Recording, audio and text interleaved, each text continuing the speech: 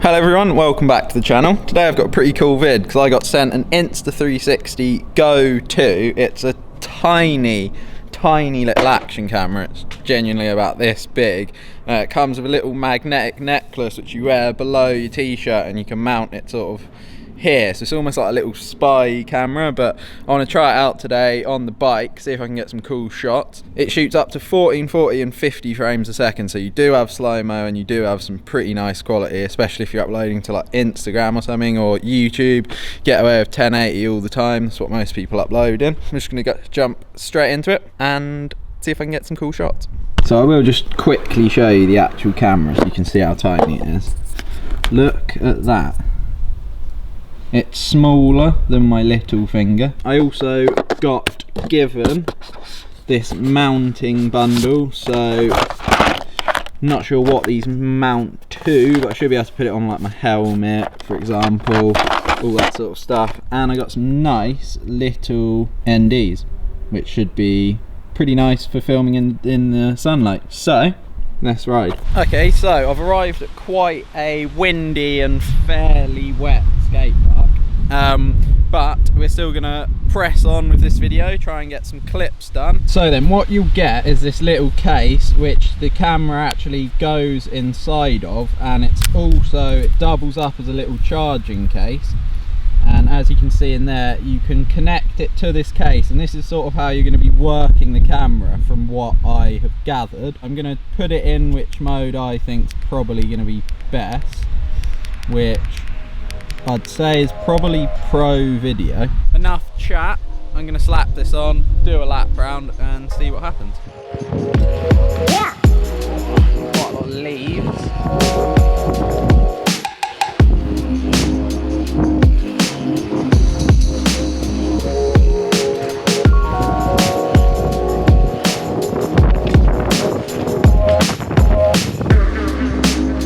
Give some bakies a go. Yeah.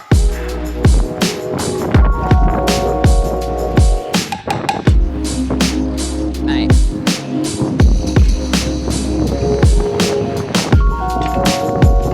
Quick disaster. Okay then, so there's some really quick shots from the skate park. Another cool thing about this, like most of the other Insta3 cameras, you can actually get an app and connect the camera to your phone, which then means you can get a live preview of what you're filming on your phone, and you can also watch it back after you've shot your clips. Another cool feature I found is that the case can actually double as a tripod for the own camera. You can probably see on this clip here that I'm just chilling out. You can get good vloggy shots of it here, but what I'm going to do now is actually go somewhere else and try this beast on a stair set of doom. So let's. Okay then, so I've arrived at this classic alternate stair set of doom to the straight one, which is just over there. Got the Insta360 here, and I'm going to strap it onto the old magnetised t-shirt pendant and send down here. It will give a good sort of example of how well the flow state stabilization works. And you might also be able to tell from the clips before that it has horizon leveling when you have it in a certain mode. So as I said, I've been shooting in pro video, which is quite a good mode to go for. The only difference I've found out with basic and pro video is that basic automatically puts your file in MP4, so you can use it straight away, whereas if you're using the pro video mode, then you have to run it through the app or on your computer. And what I mean by that is that if you want to export pro video clips to your computer to do editing, you'll notice that it comes up as a sort of square file in a weird fisheye. That's because you have to run it through Insta360 Studio. It is an extra step, but when I was doing it a minute ago, it doesn't actually take that long, so it's nothing drastic. So let's get down these steps.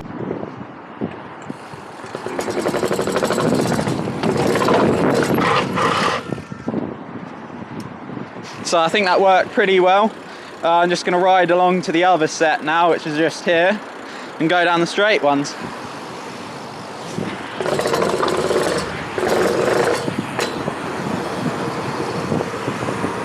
try and get a 180 up the top over here.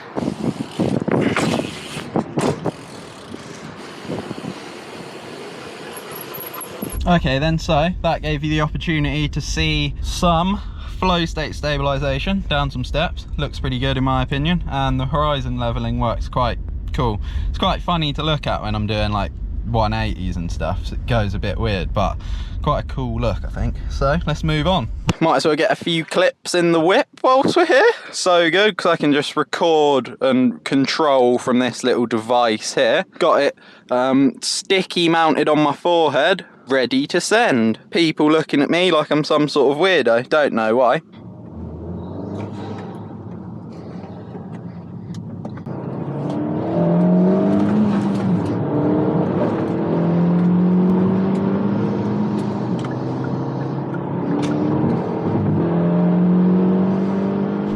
Okay then, so I've just arrived back at the house, and what I think I'm going to do now is actually go and get the BMX out, so a little bit of a change of a bike, go to a different skate park, and we're going to try out all the little features that they've got there. I've obviously got the pegs on my BMX, so I think riding that bike's going to be a good test of how well that stabilisation works, even when my jumper's all like bagging around and stuff. So let's get to the skate park and sesh.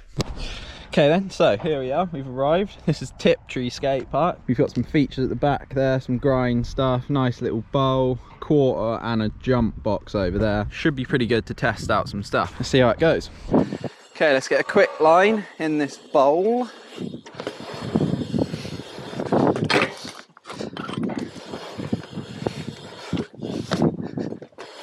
Little disaster.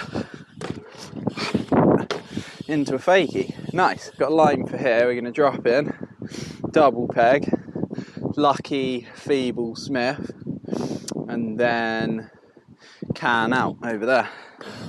So, oh, okay, Smith instead, Lucky, Feeble, Smith, drop in. Oh, did get the can, but didn't return it, so settle for a can lander.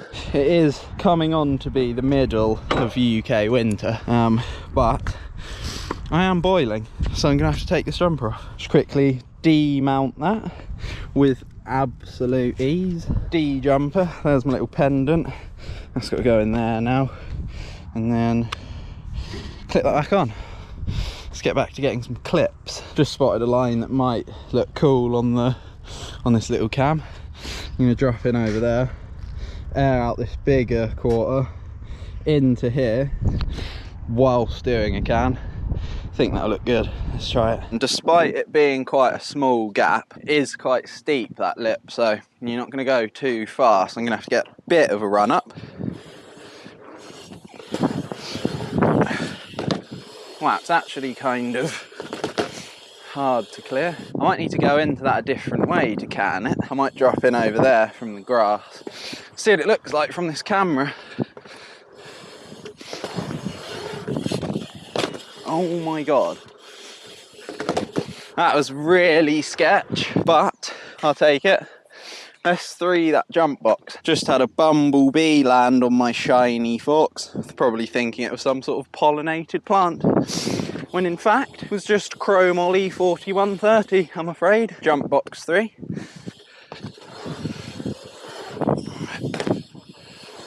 Bit of a case again. I really haven't ridden this bike for so long, and I'm quite sure you can tell. I certainly can. I want to try and get a bit of a better 3 on there. Then I'll get a fly out 3 on that bowl, but yeah, I want to get a decent 3 on here quick. That was better. Let's drop in here and 3 that fly out. There we go. Nice. I just remembered this grind ledge. Rather than using it how you're meant to, what I'm going to do, start from over there, hop up, 180 half cab off the end. Cool that I can just pull you off my jumper and just back you go.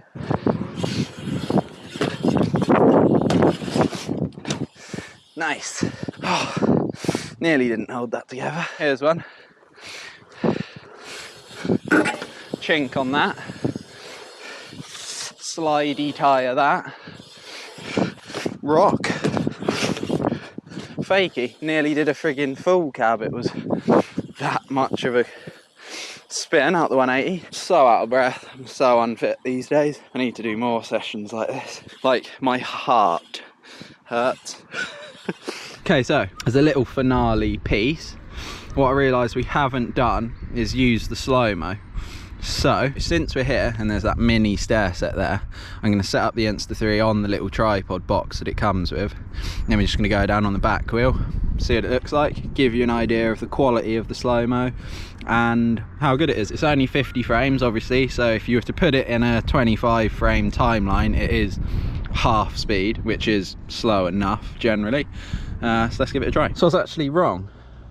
By reading this, it actually does 120 in 1080p, which is actually really impressive for a camera this size. Yeah, I thought it only did 50. That's actually well cool. So I'm going to put that down and we'll ride them steps from a few different angles and just see what it looks like. There we go, on the tripes. That can be a quick angle. Yeah.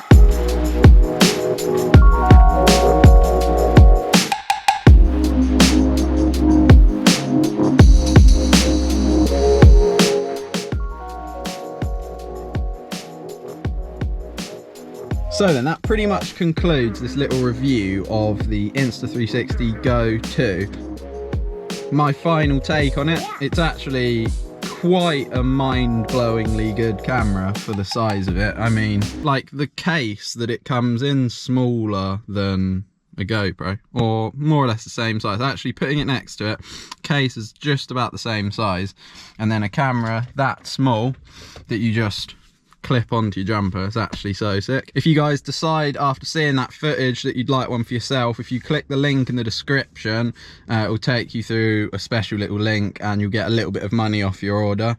Main pros that I found: so easy to use, really easy to mount in terms of the fact that you just clip it onto this pendant, and along with that it's quite concealable and it doesn't really get in the way or anything. Like if you were to crash with that on, having that chest mount sort of angle, the camera would just come off. I can't imagine there'd be much damage to you from the camera being like forced into your body or anything. The flow state stabilization is just as good as it always is in the Insta360 cams. The main cons, in my opinion, only comes in 1440 as the max resolution. Generally more than enough, but sometimes you do want 2.7K or 4K even. When you've got the new competitor cameras like the GoPro 10 out that are doing like 5K and stuff, ridiculousness like that, you can see how it might be a bit behind. And the only other bad thing I can think of really is the fact that you have to run some of the footage settings through the Insta360 Studio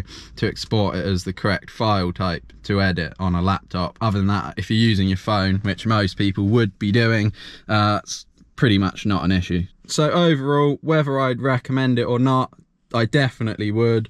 It's just an awesome camera. Even if you have action cameras of your own already, might be a fun one to add to the fleet, maybe for some like discreet filming. You could probably paint it black and wear like a black t-shirt and just walk around places filming. No one would ever know. So yeah, I hope you guys enjoyed this little review anyway, and I'll see you soon for another video.